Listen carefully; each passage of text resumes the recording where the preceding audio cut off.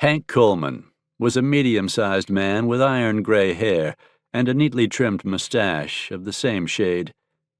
He had been one of the first settlers in this valley and had a nice-sized cattle spread, the Triangle EC, after the initials of his late wife, Edith. Coleman was known to be a hard taskmaster for the men who worked for him, but nobody had ever accused him of not being a straight shooter. He always said what he meant and meant what he said. Right now, he meant every word of it as he called, "Get back to the ranch! Get back to the ranch!"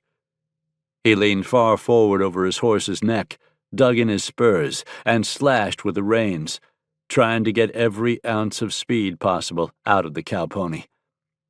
10 yards in front of Coleman, riding every bit as hard as he was, were 3 of his ranch hands, Hal Abrams, Oscar Nickerson, and Sam Bentley.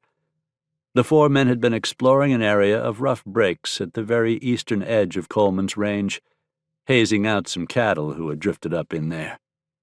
Nickerson had been trying to get in front of a particular stubborn steer when his horse had stumbled and nearly thrown him. That misstep had saved the cowboy's life, because at that moment an arrow had come flying from behind him and struck Nickerson's hat, knocking it right off his head. If that stumble hadn't caused him to lurch forward in the saddle, though, the arrow would have hit him in the back of the neck and probably come out the front of his throat. Nickerson's startled yell had drawn the attention of Hank Coleman riding nearby, and Coleman had shouted at the top of his lungs, "Indians!" With everyone in the valley keyed up because of the threat from Black Drum's renegades, that single shouted word was enough to send all 4 men racing hell-bent for leather away from there.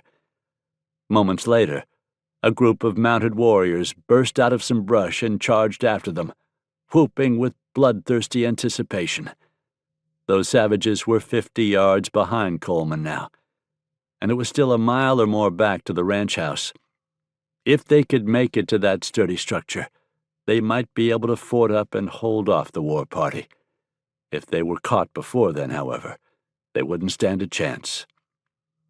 Coleman twisted in the saddle, thrust out his right arm, and triggered the gun in that hand.